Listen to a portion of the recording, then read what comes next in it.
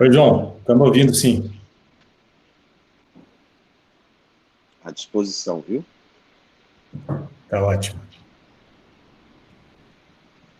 Está aguardando um pouquinho o pessoal entrar aqui. Tranquilo.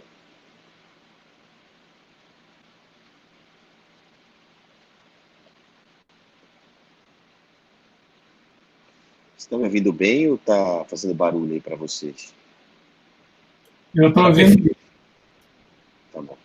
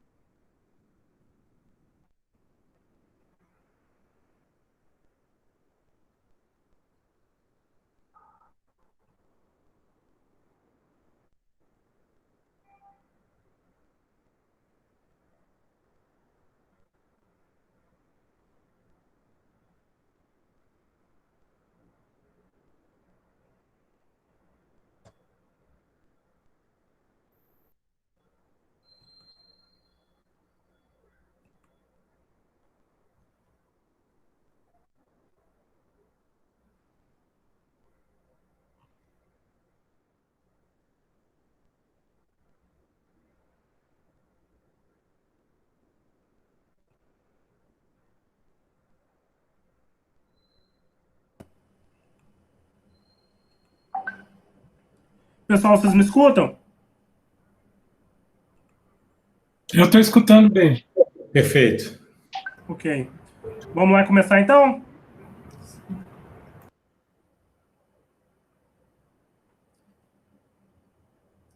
Todo mundo me escutando agora, né? Ok. Primeiramente, boa tarde, gente. Sou vice-presidente de comunicação e marketing da Acesso. Estou organizando esse webinar para compartilhar um pouquinho com vocês exemplos práticos de empresas que adotaram o trabalho remoto e atuam de forma efetiva para driblar esses desafios que foram impostos pelo coronavírus. E para esse bate-papo, eu estou contando com a participação do diretor de startups da Acesso, o João Kleber, o CEO da Cityware, que é o Marcelo Ladeira, e com o CEO da Cucac, o Roberto Francisco. Nada melhor do que trazer esses três feras para poder compartilhar um pouco do que eles estão fazendo para driblar esse cenário conturbado que a gente está vivendo.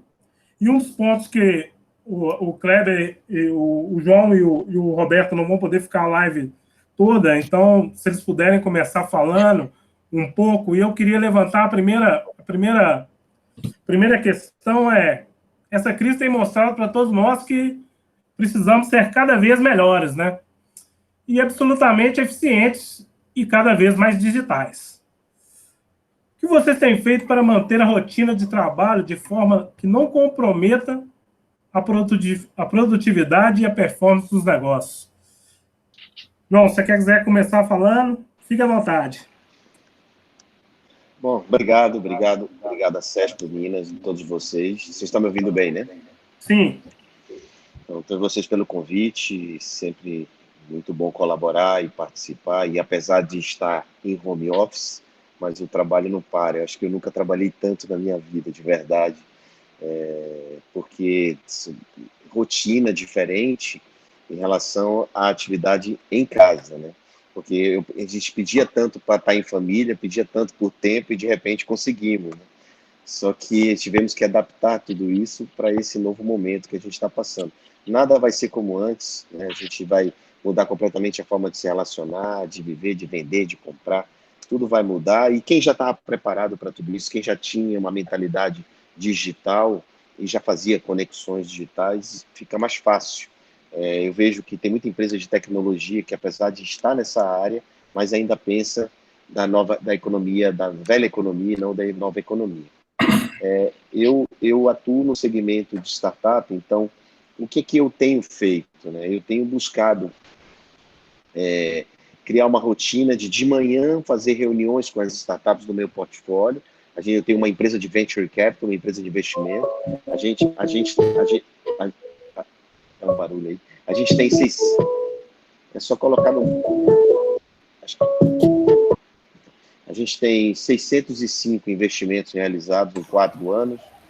E imagina quantos empreendedores diariamente solicitam para falar comigo. Então, de manhã eu estou buscando uma rotina, criando a cada 30 minutos eu falo com um empreendedor, seja usando a ferramenta Zoom, Google Meeting, Skype e também WhatsApp, falando com eles diariamente, seja também e aí a parte da tarde eu começo a fazer reuniões virtuais com o time que cuida dessas startups, e a partir mais do final da tarde eu começo a fazer webinários e também participar de lives do Instagram.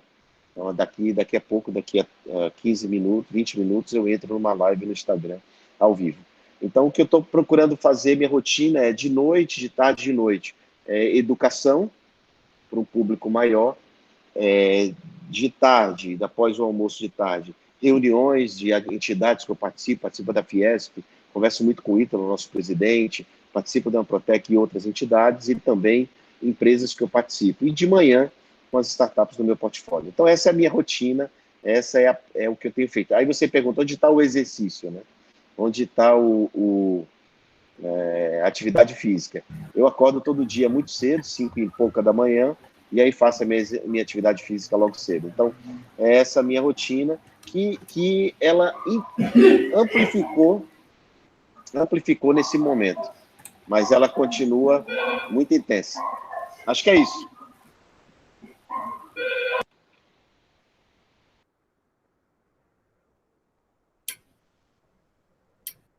Bacana, João. Roberto, você poderia falar um pouquinho agora para a gente, como é que está sendo? Posso sim, Fernando. Em primeiro lugar, obrigado aí pelo convite, compartilhar com vocês o que eu e meu time estamos passando. De fato, para nós foi bastante fácil, tá? A gente teve até algumas publicações nossas na web mostrando isso. Desde 2001, a CUCAC, então Plancis, iniciou um processo longo para não ter mais papel, não ter mais... enfim, já tem uns 10 anos que a gente aboliu o desktop na empresa. Mais recentemente, a gente aboliu as mesas, né? Então, de fato, a nossa sede é um coworking, funcionalmente é um coworking. Então, foi muito curioso, porque no dia que a gente tomou a decisão, que foi antes da decisão pública aqui em Belo Horizonte, de ir para casa, foi numa segunda-feira de manhã. A única coisa que nós precisamos fazer foi comparecer à empresa, e cada funcionário que chegava, a gente dizia, volte para casa. Né? E desde então, hoje nós estamos completando 9 dias trabalhando em casa, e de fato não alterou muito a nossa rotina. Nós sempre trabalhamos no campo da web, no campo da colaboração, somos parceiros da IBM, por conta disso usávamos uma plataforma da IBM até a sexta-feira antes do Carnaval.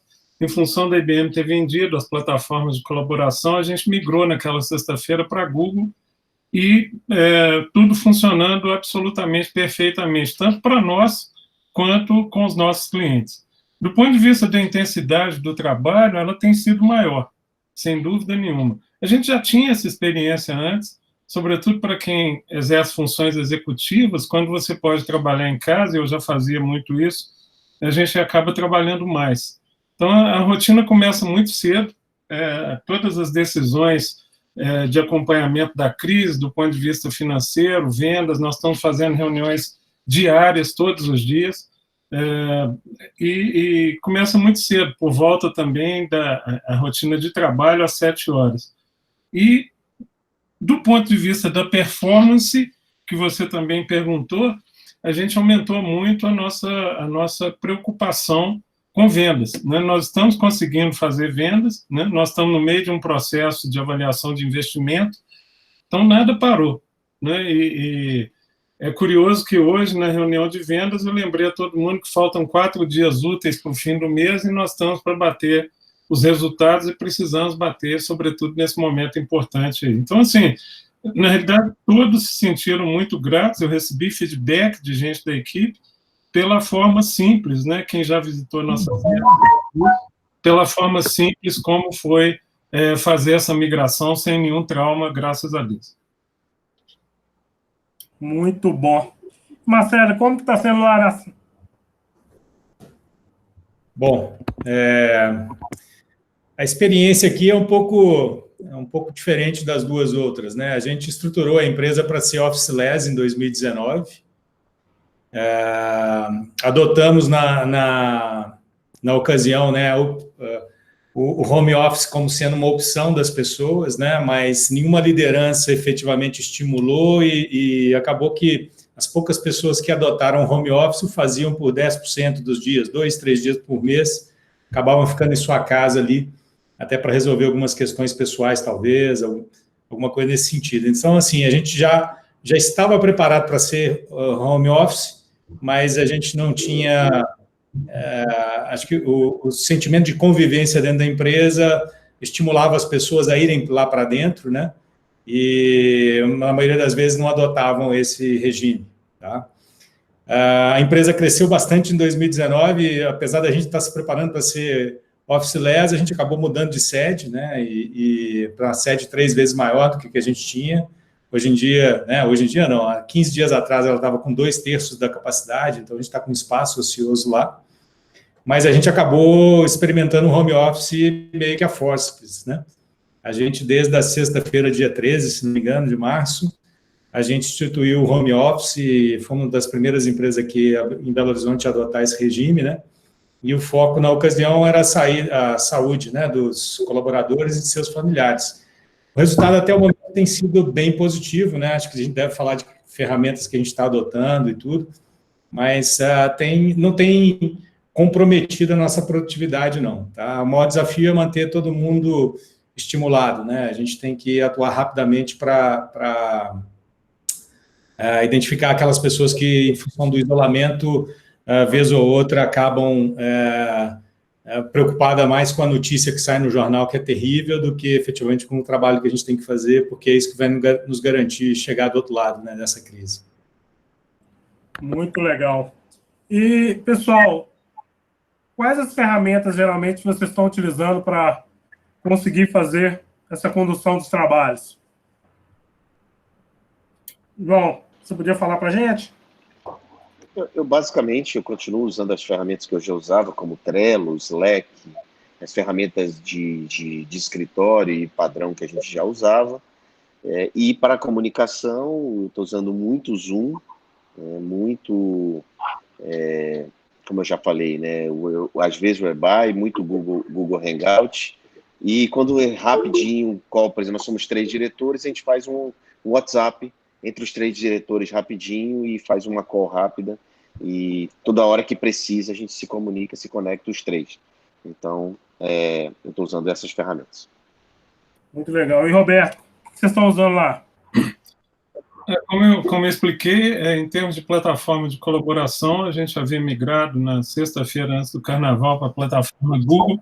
A gente teve uma preocupação que, no dia que ela foi colocada por mim, soou como piada, mas 3 dias depois, a própria Google anunciou que poderia ter falhas na infraestrutura dela, até agora não teve, mas nós criamos, já com o processo andando, a gente criou internamente opções, né, usando Slack, para uma eventual conexão através de alguma outra rede. Do ponto de vista de processo, a gente já era digital, então continuamos usando o sistema de processos internos para aprovação. Até agora, um dado curioso é que a gente usou BOI por um único dia, né? E vamos ter que usar amanhã de novo para assinatura de contrato. Isso, o mercado, é um ponto que me chamou a atenção no mercado. A assinatura digital entre as empresas ainda é algo, especialmente com bancos, com grandes empresas, ainda é algo um pouco mais complicado de acontecer. Mas estamos usando as nossas plataformas de sistemas próprios e o Google, basicamente.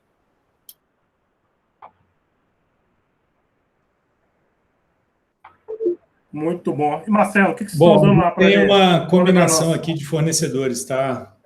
A gente usa também a plataforma Google, né? Então, planilha, documento, a parte de apresentação, as ferramentas do Google que tem forte ligação aí com o conceito de colaboração são muito boas, né? Para reunião, depende muito do cliente, né? Alguns locais não aceitam Google Meeting, né? Então, a gente entra com Zoom, geralmente, nesses locais, né? Comunicação interna, os times usam muito o Slack, talvez meus cabelos brancos não me permitem engajar tanto com o Slack assim, não acho uma ferramenta tão boa de mensagem. A gente estruturou um comitê de crise, né, dentro da Cytor, então o WhatsApp é a ferramenta usada para a comunicação dos membros do comitê de crise, né? A gente usa o nosso sistema, né, o Stratus One, para acompanhar as ações definidas nas reuniões desse comitê de crise, né? Ferramenta de assinatura digital, eu nunca assinei tanto contrato na minha vida, nesse momento, né? Muito cliente renovando com a gente, alguns clientes novos. Felizmente, a gente conseguiu tocar sino aí na semana passada, então a gente está fazendo vendas ainda. Bom, e além disso, a gente conseguiu manter todos os canais de comunicação com o cliente ainda ativos, tá? Então, o nosso PABX recebe ligação, direciona para os celulares das lideranças de cada área, então a empresa está comunicável, tá?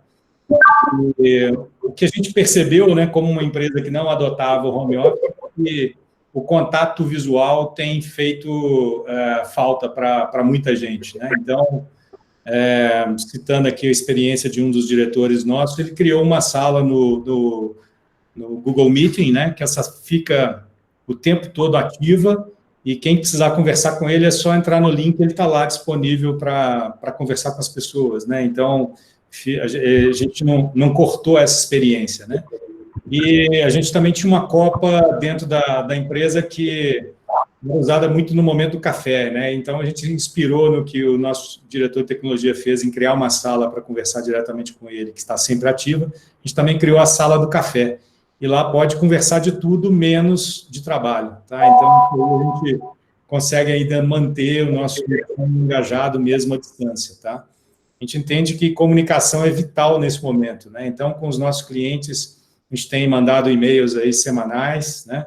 A mesma forma com os nossos colaboradores, é comunicado a cada 2 dias, né, para atualizá-los, né? Tem notícia nova quase todo dia, né? Nossos clientes, então, nossos fornecedores, e é uma coisa que a gente adotou como uma empresa investida, né? Comunicação também semanal com os nossos conselheiros e acionistas para um update aí da situação, o que a gente está percebendo no mercado, etc. Então, com isso aí, a gente consegue colocar todo mundo dentro da mesma linha de pensamento e obter apoio quando necessário. Muito interessante. Agora a gente entra no assunto que é o pânico de todas as empresas, né? Qual a estratégia que vocês estão pensando nesse momento para manter cliente? Bom, no meu caso, no caso da Bossa Nova Investimentos, né, nossos clientes são as startups, são as empresas que a gente investe. Nós não temos clientes, a gente não vende nada, pelo contrário, a gente faz investimento. E os nossos clientes, no caso, seriam grandes empresas que contratam essas empresas que a gente investiu. Então, o que eu estou fazendo como estratégia é fazer com que essas startups, no early stage, no começo do nosso investimento, elas sobrevivem, chegam do outro lado dessa margem do rio aí, vivas, né, com caixa, e que façam uma reestruturação. Cada empresa precisa se reestruturar, se organizar, replanejar a sua questão, a sua gestão e o que vai fazer para sobreviver, porque muitas delas o runway é pequeno, né, 6 meses, 3 meses, 2 meses. Então, a gente está trabalhando exatamente isso. Então, a estratégia nossa é muito focada na sobrevivência dessas empresas no early stage, são muitas, né? Então, esse é o trabalho. Então, como eu não tenho clientes, eu não vendo, e fico feliz em ouvir que os colegas, todos eles estão com as vendas batendo meta, chegando no resultado final do mês. Então, fico feliz que as vendas e o mercado não pararam. Hoje eu tive uma notícia da Via Varejo, que aumentou muito o canal e-commerce, Magazine Luiza aumentou muito o canal e-commerce de produtos não essenciais. Então, isso significa dizer que, apesar de estarmos em lockdown em muitos lugares, as vendas continuam acontecendo e vocês estão efetivamente relatando isso aqui nesse bate-papo. Bem, eu queria aproveitar e me pedir licença para vocês, eu vou precisar deixar a live, precisar deixar esse bate-papo, que eu vou entrar em outro, como eu tinha falado lá, eu tinha 20 minutos, e eu estou aqui no meu limite esgotado, e queria ficar à disposição de voltar sempre que vocês precisarem, e também para discutir o tema startups, né, discutir o tema nova economia, o tema inovação, que independente de problemas de home office, ou coronavírus, etc., a gente tem muita coisa para debater e discutir, e Minas Gerais, e Belo Horizonte, e Minas Gerais, é muito importante, no meu ponto de vista, como um local que tem o São Pedro Vale, um local importante de tecnologia no Brasil. Eu queria ter muito vocês como parceiros nesse projeto daqui para frente, de ampliar o assunto startup. Eu sei que alguns de vocês já falaram, eu sou investido, então, assim, já entende como é que funciona o mundo de Venture Capital, mas acho que a gente pode fazer muito mais pela comunidade de tecnologia e podemos... E eu acredito que eu posso ajudar vocês aí, tá bom? Eu que agradeço, João, muito obrigado, e com certeza teremos novas oportunidades. João, obrigado pela participação. Tá? Um abraço. Obrigado, João. Valeu, Marcelo. Prazer. Valeu, Roberto, Marcelo. Muito legal. Obrigada muito pela participação. Boa tarde. Boa noite. Obrigado, né? Edna. Valeu, pessoal. Até a próxima. Tchau. Aproveitando, Roberto, já pegando a deixa aí, você podia comentar um pouco como que a Cocac está fazendo com a estratégia para manter os clientes, né? Fernando, aqui tem dois fatos bastante relevantes. 2015 foi um grande aprendizado para nós, né? Eu diria para você que, do ponto de vista operacional, a crise que se iniciou no final de 2014, se estendeu aí, de certa forma nunca acabou, né? É uma crise emendando na outra, mas aquele momento foi, especificamente para nós, mais difícil do que está sendo esse até o momento. Mas foi mais difícil porque a gente aprendeu muito naquela oportunidade, né? E quando tudo começou, eu me inspiro muito num navegador, a história de um navegador chamado Ernest Shackleton, nem todo mundo conhece, que no ano de 1914, ele vai para atravessar a Antártida, e quando ele chega lá, o inverno chega antes do que ele previu, e o navio fica aprisionado na neve. Resumidamente, o gelo se quebra alguns meses depois, começa a bater no navio e destrói o navio. O que ele faz? Ele desembarcou todo mundo com 3 barcos e virou para os marinheiros e disse o seguinte: bom, gente, agora que nós não temos mais navio, o jeito é voltar para a Inglaterra, né? Essa frase ficou famosa, né? Um cara que tinha 3 barquinhos, como é que ele queria voltar da Antártida para a Inglaterra, né? E o que ele basicamente fixou foram objetivos que podiam ser alcançados. A história termina, é uma longa história, mas ela termina com ele salvando todos os 28 marinheiros, ninguém morreu, e ele de fato volta para a Inglaterra. Mas o mais importante foi que ele fixou objetivos, e foi o que nós fizemos, particularmente o que eu estabeleci com a equipe, né? Estabelecemos pequenos objetivos, vários deles já alcançados, e estabelecemos um objetivo mais a longo prazo. A nossa visão é de que nós não podemos nos concentrar só na crise, nós temos que pensar no que vai ser o mundo depois dessa crise, né? O que vai ser o nosso mercado depois dessa crise. Então, a gente conseguiu uma gestão financeira adequada, nosso foco é estarmos tranquilos em termos de faturamento até outubro, né? Estamos próximos disso, mas não chegamos ainda. E, em termos de oportunidades, o que nós mais fizemos, a primeira providência que a gente tomou, foi começar a contactar cliente por cliente e perguntar como a gente podia ajudar. Em pelo menos 3 casos, já aconteceu do cliente falar: ok, você pode me ajudar sim, e a gente fazer alguma coisa pelo negócio dele, né? Fazer com que ele possa, grande ou pequeno, com que ele possa ver na gente um parceiro para atravessar essa crise e não um peso. E a outra visão foi ter uma abertura grande. A gente criou um fórum interno, um fórum de ideação, e ter uma abertura grande para ter ideias de questões que possam ser usadas na crise. O exemplo nós trouxemos, há 4 anos atrás, nós tentamos trazer para o Brasil um sistema certificado de votação e decisões remotas, chamado Simple Voting. E, na segunda-feira passada, a gente tomou a decisão de que essa era uma grande oportunidade. A gente não sabe quanto tempo vai durar essa crise, e grandes organizações, conselhos, instituições, federações precisam votar, tomar decisões, gerar atas, apurar votações, e nós, num prazo de apenas 2 dias, nós conseguimos contactar de novo a empresa com eles, digital, em 2 dias, e já lançamos a campanha desse produto. Então, nosso foco embora a gente esteja 100% focado hoje em inteligência artificial, a nossa pergunta está sendo como que a gente pode ajudar as pessoas, os nossos clientes e os potenciais novos clientes a atravessar essa crise no curto prazo, e como é que os nossos produtos vão estar posicionados no mercado a partir de 1º de agosto de 2020. Essa é a nossa estratégia. Muito legal, que é interessante, que eu sou prova viva disso, né?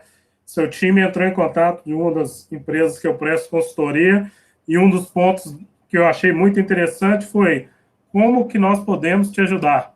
E, através disso, levantaram várias ideias, tiraram da visão do seu negócio para o negócio do cliente.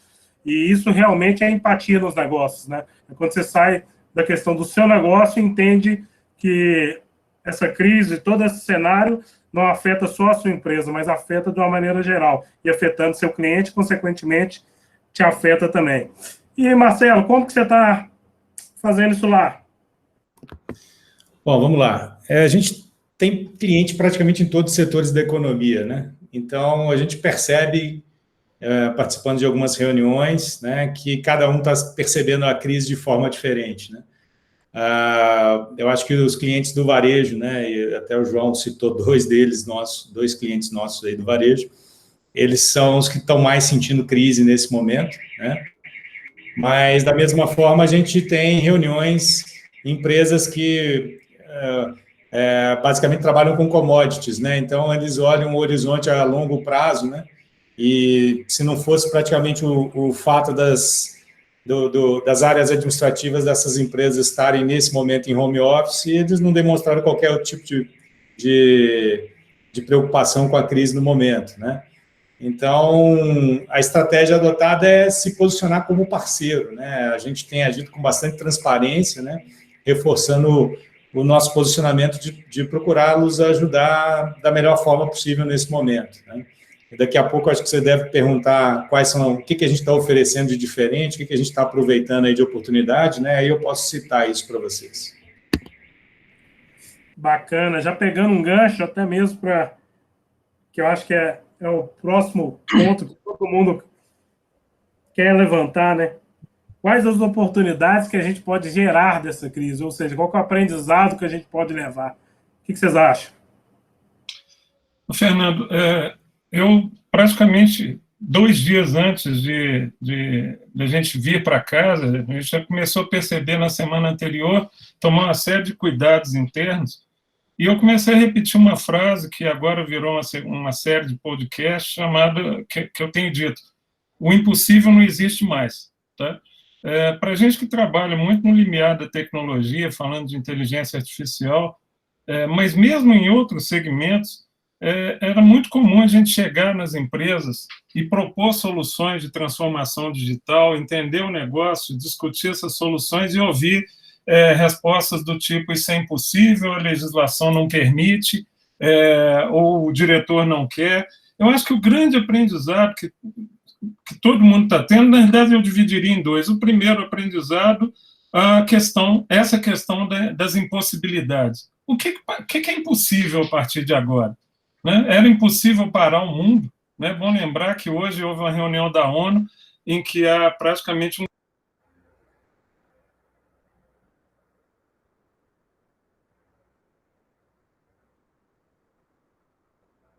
Roberto, seu microfone está mudo. Desculpe, ele ficou mudo. Eu vou repetir rapidamente.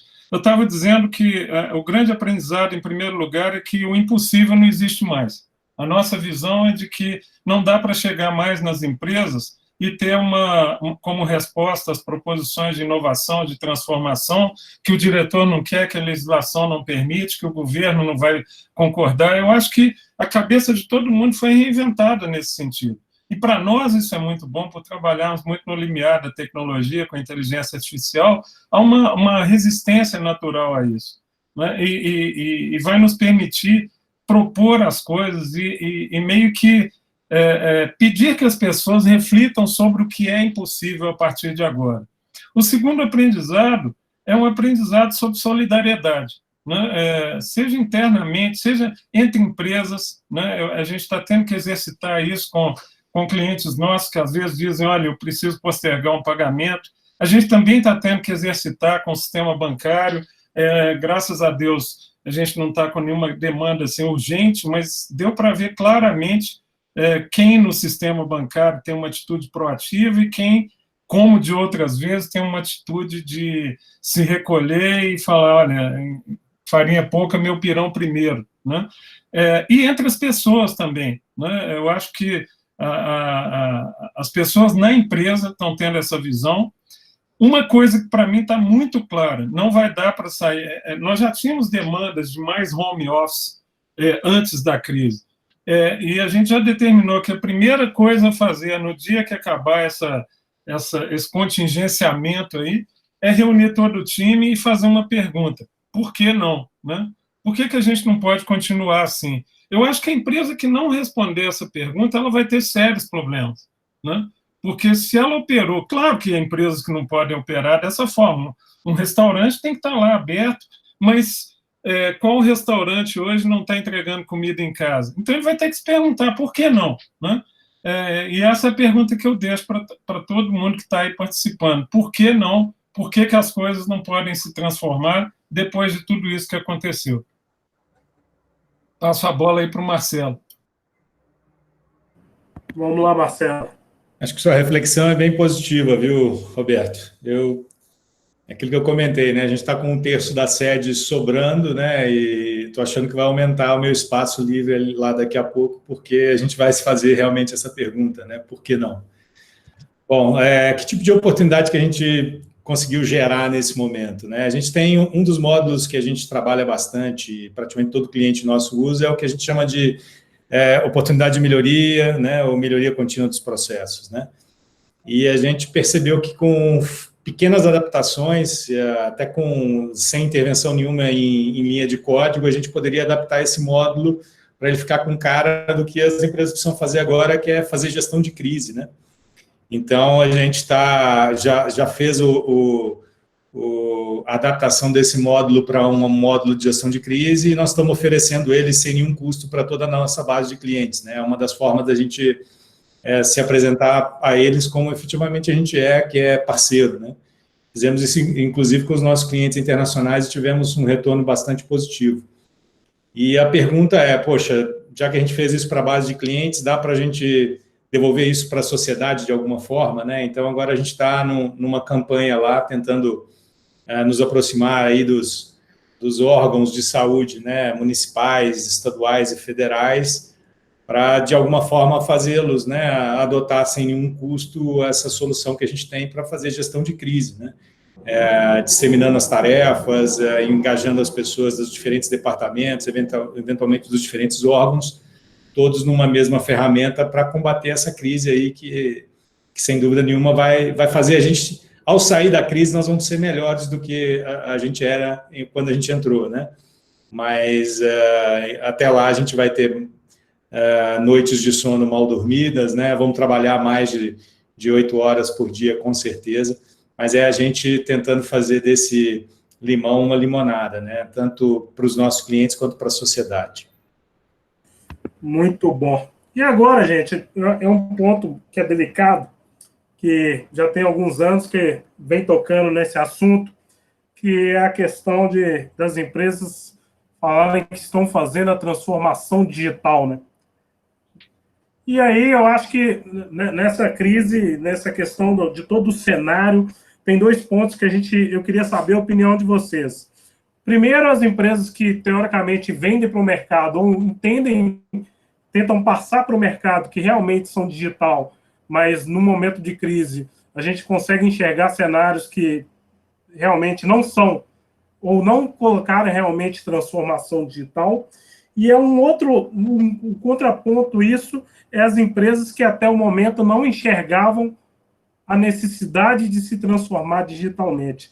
E agora viram como hoje isso é essencial para manter, para crescer, para gerar novos negócios, para manter clientes. Queria saber a opinião de você sobre isso. Fernando, eu já venho falando há muito tempo, você já teve a oportunidade de me ouvir dizer isso, que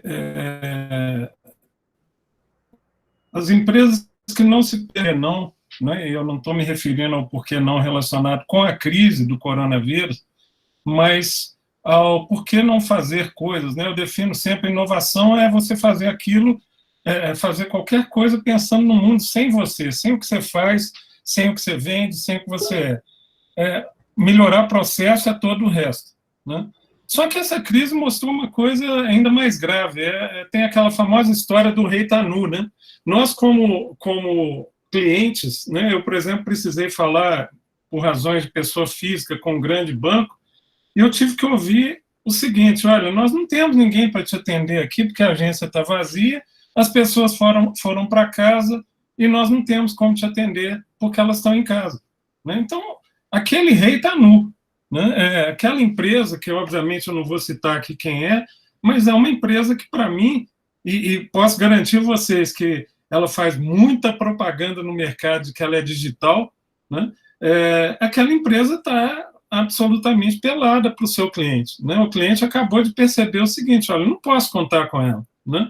Temos bons exemplos ao contrário. Né? Bons exemplos ao contrário. Eu acabei de fazer uma operação com uma empresa, fui gratamente surpreendido. Aliás, fiz 2. Eu precisei cancelar uma operação no Airbnb e eles cometeram só um pequeno errinho no site, que eles falavam uma data errada, mas na hora que eu fui fazer a operação, eu gastei exatos 3 cliques para cancelar a estadia que eu havia comprado. Né? Essa é uma empresa digital, essa é uma empresa que se posicionou ao lado do seu cliente. E também precisei falar com um outro banco, e também fiz em, sei lá, um pouco mais de cliques, 5, 6 cliques, eu consegui resolver o problema. Eu acho que cada uma das empresas está, nesse momento, olhando para si mesma e perguntando se ela realmente fez transformação digital. Né? Para mim, transformação digital, ela parte principalmente de cultura. A cultura de entregar o resultado ao seu cliente. Né? Se você, do lado de cá, você está fazendo em papel, sinal de fumaça, pouco importa para mim. A empresa que não entrega isso, não entrega esse valor para o seu cliente, não entrega prontidão, a disposição de ajudar, né? E, sobretudo, as maiores, porque estas são vistas como aquelas que dispõem de mais recursos, e a gente vê claramente que não é uma questão de recursos. Há grandes empresas que estão mandando muito bem nessa crise, e há grandes empresas que a sensação que a gente tem ao se relacionar com elas é que elas estão completamente perdidas. Né? Há pequenas empresas que estão mandando muito bem e pequenas empresas que estão ilhadas. Né? Então, acho que a transformação digital tem que ser encarada daqui para frente com uma visão de o que realmente você está fazendo para o seu cliente. Né? E não quanto você tem de equipamento instalado, quanto você tem de investimento em TI, se nada disso se reverter para o seu cliente. Quem viver vai entender isso. As empresas que estavam preparadas ou conseguiram se preparar saem, sem dúvida nenhuma, mais fortes dessa crise. Muito legal. Eu não gosto muito de tons catastróficos, não, tá? Mas dependendo da duração dessa crise, eu não sei se a gente vai ter muitas empresas que não se prepararam para a transformação digital de pé do lado de lá, não, tá? Então, a minha visão é essa. Eu acho que a gente está frente a uma nova disrupção nos modelos de negócio, né? Semelhantes a que a gente teve depois do 11 de setembro, a crise de 2008, né? E eu acho que agora nós vamos mudar por completo a forma que a gente se relaciona em termos de trabalho, né? Quanto que a gente gasta com o nosso espaço, né? Para grande parte das funções, né, é possível ser produtivo, trabalhando remotamente. Então, quer dizer, a empresa que adotar isso e tiver sucesso nisso, ela vai operar com custos completamente diferentes, né? Provavelmente, né, a gente vai ter os aeroportos, né, menos congestionados, né, menos gente precisando viajar para fazer reunião, porque descobre que as ferramentas que a gente está usando, inclusive agora, né, são suficientes para se fazer uma boa reunião de negócios. Então, acho que o meu sonho, né, é a gente perceber uma mudança na nossa cadeia de produção, né? Imagina a gente talvez está um pouco refém da China, né? Grande parte da produção, quase tudo que a gente compra hoje em dia, né, de matéria-prima, né, de produto acabado, vem da China, né? E quem sabe as indústrias comecem a perceber que concentrar tudo num local só gera um risco muito grande, né?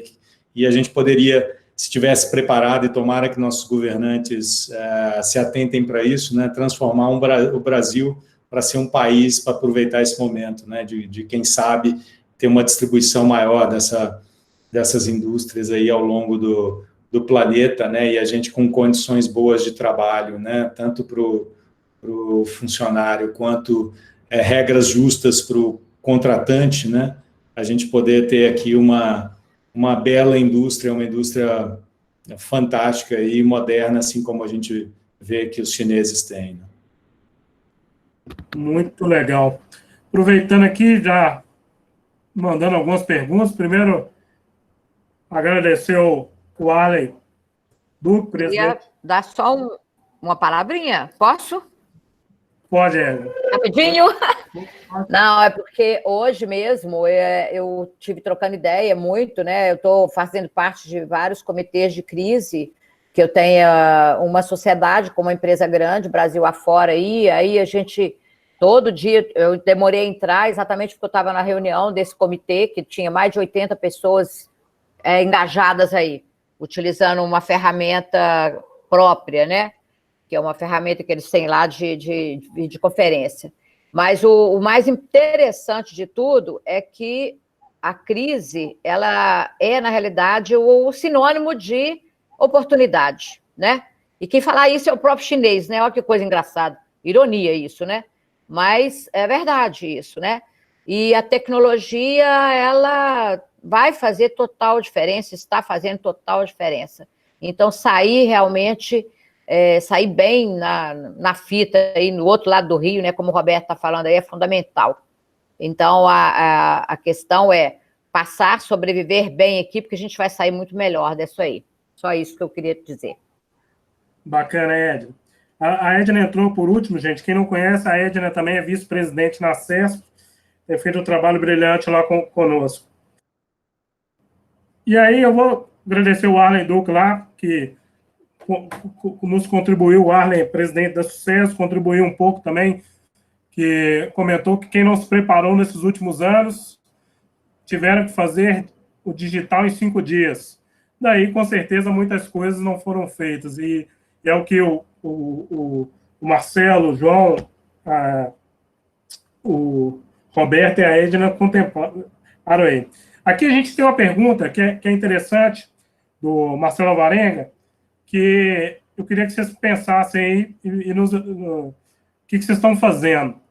Eu queria fazer que a maioria dos clientes, alguns clientes deles já têm o contactado pedindo redução no valor das próximas faturas. Está acontecendo isso com vocês lá, pessoal? Comigo tá, direto. Eu tive um cancelamento de uma fatura bem pequena, num setor, que é o setor de educação, que eu antevejo problemas, né? Porque é um setor que o pai que perdeu o emprego ou ficar sem renda, ele vai ter que mover os filhos na cadeia de valor aí da educação para uma escola mais barata. Então, o profissional que perder seu emprego talvez não pague a universidade. Então, eu tive um cancelamento, foi inclusive hoje, um valor bem pequeno, mas um cancelamento, e um pedido de adiamento. A gente sabe e está conversando com cada um dos fornecedores, dos clientes que, porventura, liga, até agora foram 2, no sentido de mostrar que a gente precisa, primeiro, ter compreensão. Em alguns casos, esse, por exemplo, não havia o que fazer. Eles precisam cortar o custo, não adianta a gente espernear, enfim. Em outros casos, não é o caso de cortar custo. O cliente precisa daquela solução e o que a gente está procurando fazer é conversar, né? Esse outro caso ainda não está solucionado, mas é conversar, ter uma visão de que estamos no mesmo barco, a gente não está negociando um num barco e o outro no outro. Nós estamos no mesmo barco negociando. Nesse sentido, eu não posso deixar de dizer que está faltando um movimento mais consistente governamental, né? Sem dúvida nenhuma. Porque quando as empresas menores começarem a ter que buscar uma espécie de crédito, né, uma na outra, cancelando compras, quando as grandes fizerem isso com as pequenas, esse ciclo ele não se fecha. Né? A gente está, como eu disse, todo mundo no mesmo barco. Então, a válvula de escape, bem está sendo mostrado isso na maior parte dos países do mundo, Estados Unidos, Índia, Inglaterra, para citar o mínimo, né, que estão tendo que pôr muito dinheiro na economia, esquecendo qualquer forma aí de liberalismo, para movimentar a economia. O que me preocupa é isso, se esse salve-se quem puder ficar num círculo fechado, porque aí nós afundamos juntos. Mas eu acho que se a gente conversar, a gente consegue pelo menos uma sensibilidade para diferir um pagamento, mas manter o cliente. E um comando que eu dei a meu time, aconteça o que acontecer, não deixe o cliente ficar longe, fique perto dele. Né? Essa é a nossa grande busca aí no momento. Bom, acho que da mesma forma como todos aí, a gente recebe, né, esses questionamentos por parte de cliente, né, eventualmente de cancelamento, de suspensão de pagamento, etc. E para uma empresa que quer se posicionar como parceira dos clientes, acho que a primeira coisa que a gente tem que evitar é ir para um cancelamento, né? Então, as orientações que a gente tem e que a gente deu para todo o time nesse momento é transformar qualquer possível cancelamento numa oportunidade de suspensão, né? Suspender as cobranças sem necessariamente suspender o serviço, né? A gente quer garantir que esse cliente esteja com a gente do lado de lá do Rio, né? Igual a gente acredita que nesse momento, né, a gente tem ferramentas para fazer gestão de crise, é importantíssimo ele estar usando essas ferramentas, né? É importantíssimo ele dar valor para isso, né? Todo mundo, né, a gente faz planos anuais, que a nossa ferramenta ajuda nesses planos. Ninguém imaginava uma crise desse tamanho. Todos os planos que foram feitos em novembro, dezembro do ano passado, eles estão tendo que ser revistos nesse momento. Não quer dizer que as empresas vão ficar sem planos, né? Elas somente têm que revisar os planos e começar a acompanhar novas metas, de acordo com a realidade que vai aparecer na hora que a gente sair do lado de lá desse rio, né? Eu continuo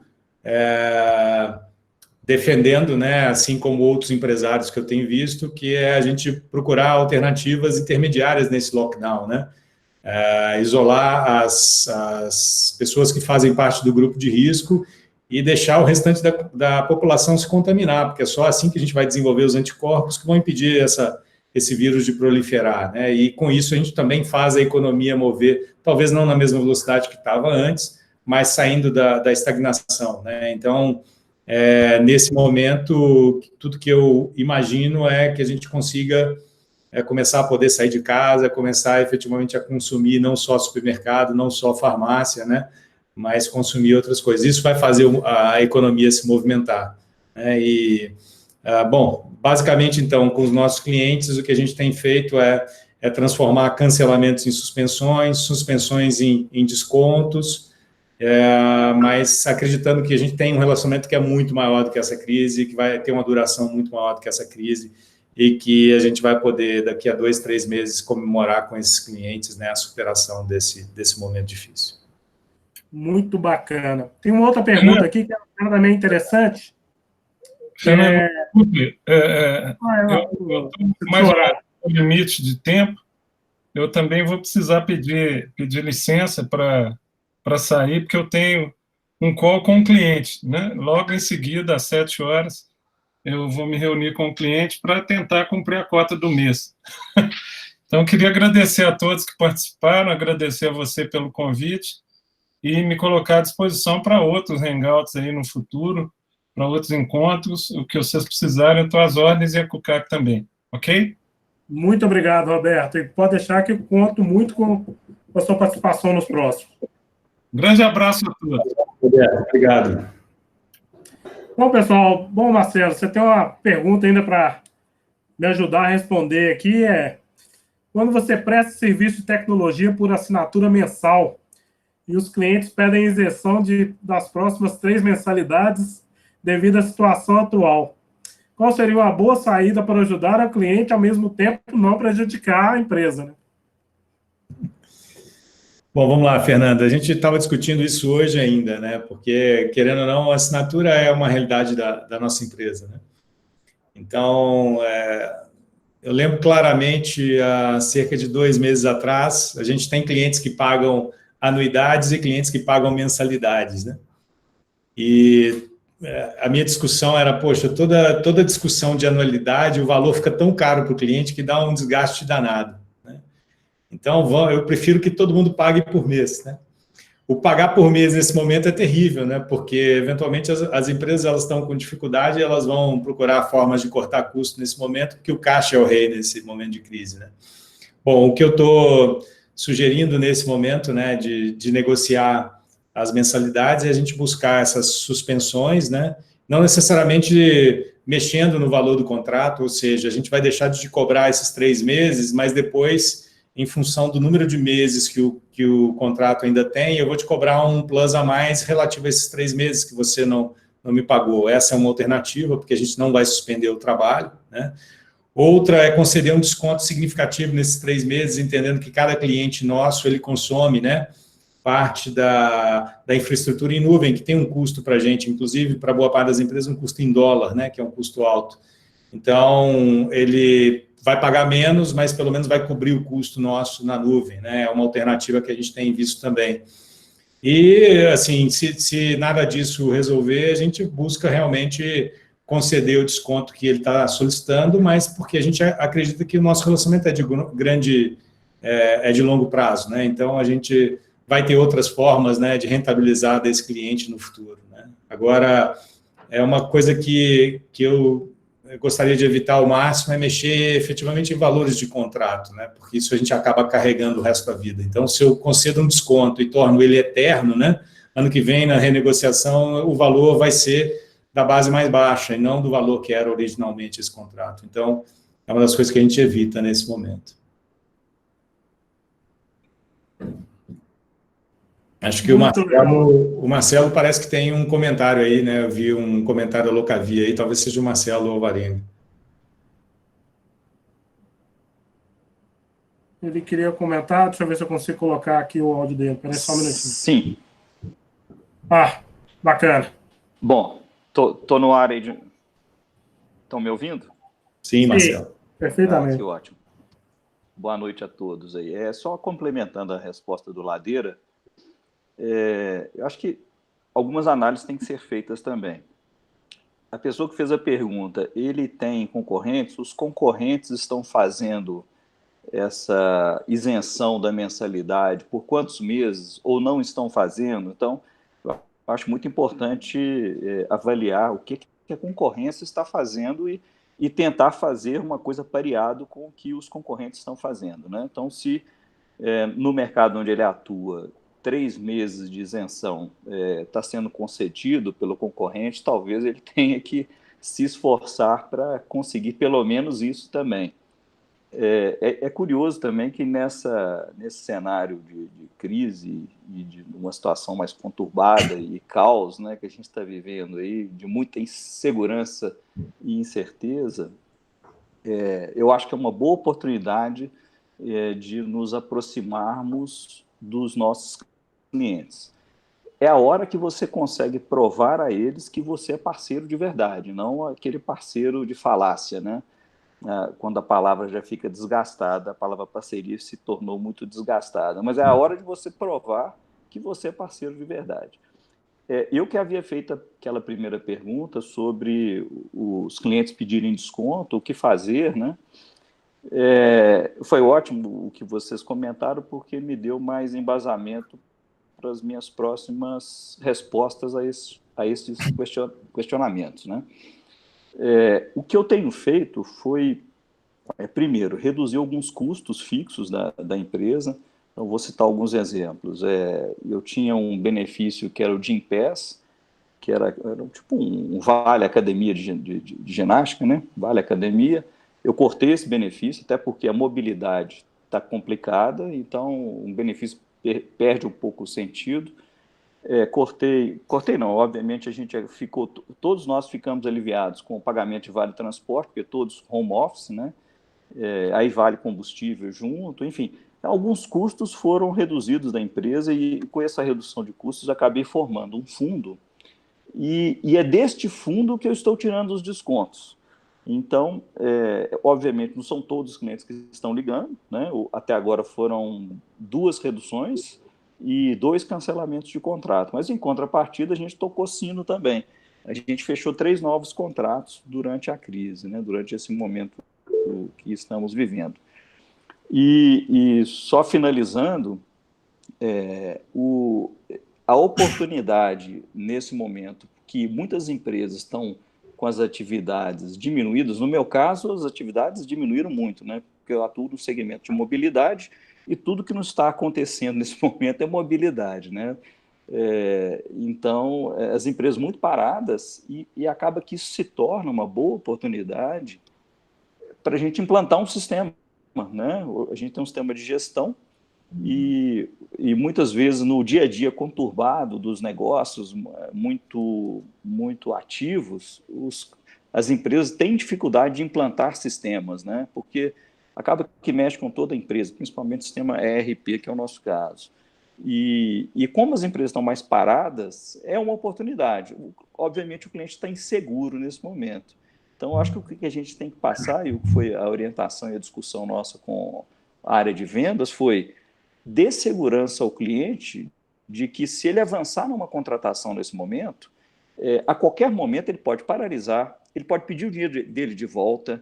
Então, a gente flexibilizou para que ele assim, se você ficar apertado, fala com a gente paralisa, ou a gente te devolve o que você já investiu na implantação ou no treinamento, né? E isso refletiu nesses 3 novos contratos aí que a gente acabou fechando nessa semana, onde todos estão home office. Era isso aí que eu queria complementar. Obrigado. Muito legal. Caldeira, tem uma pergunta. O que você fez com o tipo de alimentação? Se você mexeu alguma coisa. Bom, eu não sei, meu microfone está ativo, tá, né? Eu parei de ver aqui.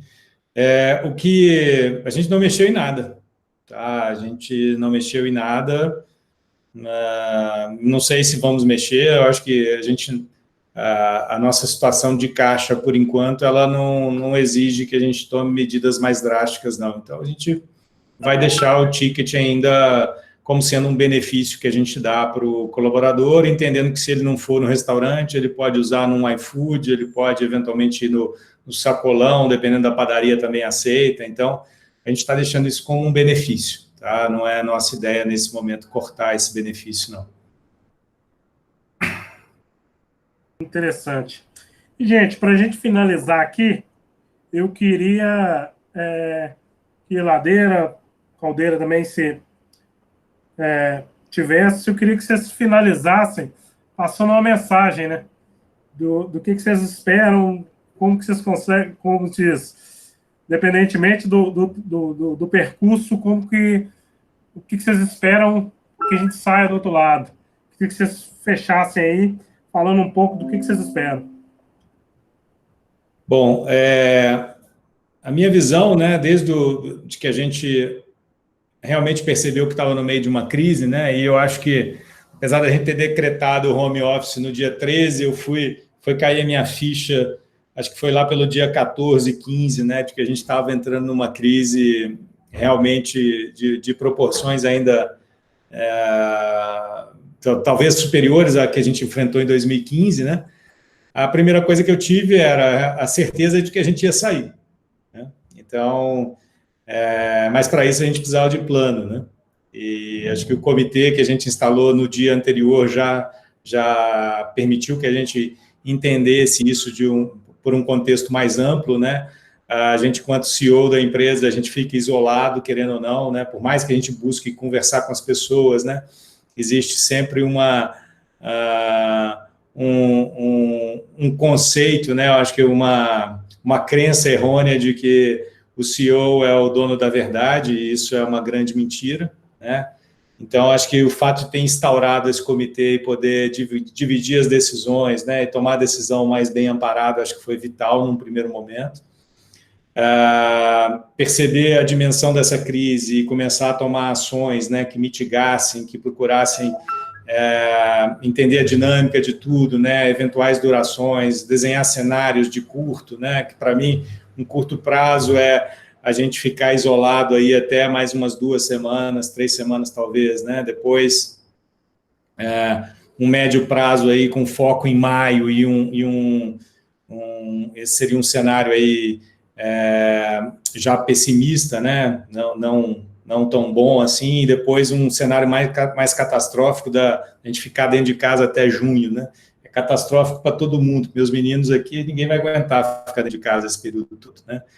Então, a gente desenhou esses cenários, começamos a trabalhar, a identificar o volume de caixa que a gente tinha. Então, nesse momento, apesar da gente ter trabalhado demais, né, eu me sinto mais tranquilo de que a gente vai suportar essa crise, tá? Então, o meu objetivo passa a ser mais amparar o nosso time nesse momento, né? Tem pessoas do time que já questionaram, né, suas lideranças, se vai haver demissão, né? A gente está fazendo o possível para que não precisemos tomar esse tipo de atitude, né? Então, eu queria que eles tivessem bastante confiança na gente, que se a gente tiver que tomar esse tipo de atitude, vai ser das últimas coisas que a gente vai fazer para estancar esse problema da crise, né? Até mesmo por isso, né, eu defendo que a gente já procure alternativas de voltar parcialmente, né, a economia, fazer essa economia girar aí de formas parciais, né? Acho que quanto antes isso acontecer, as pessoas vão realmente se integrar, vão ver que passou o momento, né, que aquela angústia já pode ser deixada de lado, né, começar a dormir de forma mais tranquila. Então, eu acho que o grande ensinamento é que o líder ele não tem que tomar a decisão sozinho, mas ele tem que puxar toda a resiliência da empresa, né? Então, por vezes, né, a primeira morte que teve foi postada no WhatsApp da Saito, e eu vi que aquilo começou a puxar os emojis de carinha triste, né? E eu falei, não, eu tenho que entrar agora com uma mensagem chamando o pessoal para responsabilidade, né, olhando para frente, né, falando que vai piorar ainda, recomendando que não fique com a televisão ligada, né? Isso é terrível, gente. Sai sangue na televisão, né? Sai sangue na televisão. E não é só nesse momento, né? Já estava desse jeito. O que vem de notícia é notícia ruim. Então, assim, eu tenho procurado, eu sigo um site que me dá os números, né, da epidemia no mundo. É a única coisa que eu procuro ver ao longo do dia, né? Estudo um pouquinho, vejo como é que está a evolução aqui comparado a outros países. É isso que eu preciso para tomar as decisões, né? Agora, ficar vendo notícia nesse momento, eu acho que vai drenar minha energia. Então, pensamento positivo, resiliência, e esse é o papel do líder nesse momento. Não é tomar decisão sozinho, tá? Acho que é isso. Marcelo? Muito. Ô, Varenga, você quer dar uma palavrinha? Não tá. Bom, acho que deixa eu voltar aqui, que eu estava com o mute aqui, tirando o mute, né? Não, eu acho que a mensagem é essa. Aliás, eu conversei com a Ladeira logo que a gente teve a necessidade do isolamento social, e eu estava muito ansioso. Na época, a Ladeira me deu umas dicas interessantes também, que principalmente essa de nós, como como líderes das empresas, é muito importante mantermos o otimismo, né? Transmitirmos essa mensagem de que temos algum controle sobre a situação, diminuir a insegurança do time. Isso tudo é muito importante, né? O Ladeira tinha me recomendado fazer isso, fiz, né? Também pensava que isso seria importante. E manter o time motivado. Então, sempre comunicando, igual agora recentemente, ontem eu mandei uma mensagem no grupo da empresa dizendo que os salários serão pagos em dia, no dia 1º de abril. Porque, assim, e serão pagos integralmente, né? É um momento de insegurança, então os colaboradores ficam sabendo, será que eu vou receber meu salário? Será que vai atrasar? Será que eu vou receber tudo? Então, são mensagens, às vezes, simples. Se você já tem o caixa ou você acha que vai receber até lá e pode mandar uma mensagem dessa, mande aos colaboradores, porque eles estão num momento de muita insegurança, né? Então, eu acho que mensagens positivas, essa recomendação de diminuir a leitura, o acompanhamento da mídia, eu concordo com a Ladeira, é fundamental. Não ficar acompanhando tão de perto assim as notícias, né? E mandar mensagens positivas para a equipe, de que a gente vai sair do outro lado do rio, né? Vamos atravessar o rio, vamos chegar na outra margem. E que provavelmente, ou se você trabalhar bem, quem sabe um ou outro concorrente seu não consiga atravessar o rio, né? Então podemos ter, às vezes, até um cenário melhor do outro lado. Eu acho que é isso, a mensagem que eu queria passar. Parabéns aí pelo webinar, aí, fantástico. Muito obrigado pela colaboração de vocês. Eu acho que nesse momento... Fernando, Pode falar, queria falar só uma palavrinha. Pode falar. Não, é porque eu queria, na realidade, sugerir que a gente fizesse mais esse tipo de bate-papo, pelo menos uma vez por semana, nesse momento de crise. Acho que é extremamente importante, porque, de certa forma, assim, falando o que o Marcelo falou aí agora, a gente tem que estar o tempo inteiro levantando a moral da equipe. E um encontro como esse levanta a nossa moral. Então, é importante essa troca de ideia entre nós. Vocês me ouviram? Ouvimos sim, Edna, obrigado.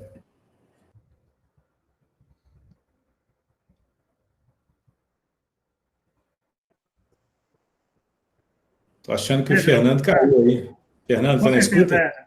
Pois é. A internet está muito ruim, né? Para todo mundo. Mas eu acho que realmente é isso que nós temos que fazer, tá certo? Eu acho que a CESP tem que realmente promover, queria sugerir, Fernando, pelo menos uma vez por semana, a gente fazer essa troca de ideia para ver como é que está a moral de todo mundo, porque a nossa moral precisa estar alta para a gente poder liderar nossas equipes. Não, com certeza.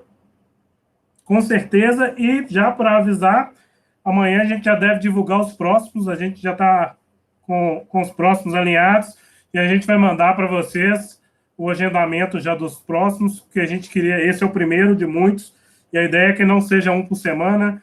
A gente quer principalmente levar a vibe que os Marcelos, né, comentaram aí. Eu acho que nesse momento o que mais tem é engenheiro de obra pronta. E a gente quer fazer diferente. A gente quer levar positividade, a gente quer levar, principalmente para os empresários, a questão do papel fundamental, que, igual o Ladeira comentou, o CEO não é dono da verdade, mas ele tem um papel fundamental, que é de tentar conduzir o time para que tenha normalidade, que tenha positividade, e esse é o nosso papel. Eu acho que cada vez mais que a gente possa levar, que a gente possa contribuir com isso, cada um fazendo a sua parte, né? Eu acho que a gente precisa disso, de mais positividade. E como até já passou o tempo aqui, gente, eu queria, em nome da CESP Minas, agradecer a todos por ter dispensado o tempo de vocês a participar desse webinar. Queria agradecer o Marcelo Ladeira, Marcelo Varenga, o João, que já saiu, o Roberto, a Edna, para que possam ter tirado um pouco do tempo e nos trago um pouco como se diz, de acalento, né? para ver como que a gente possa passar dessa crise. E acredito que vocês podem acompanhar-nos na rede social da Acespro, que a gente vai começar a divulgar os próximos webinars para ver o que a gente pode trazer de conteúdo interessante e enriquecer ainda mais. Agradeço a todos, uma boa noite e muito obrigado, pessoal. Boa noite a todos. Obrigado a todos aí, gente. Ótima participação. Obrigado, Alvarenga, Marcelo Alvarenga, né? Acho que fechou aí com chave de ouro a nossa troca de experiência aí. Muito obrigado a todos. Obrigado, Acesso, pelo espaço. Jaque, Gilmara, parabéns pela organização aí. Um abraço a todos.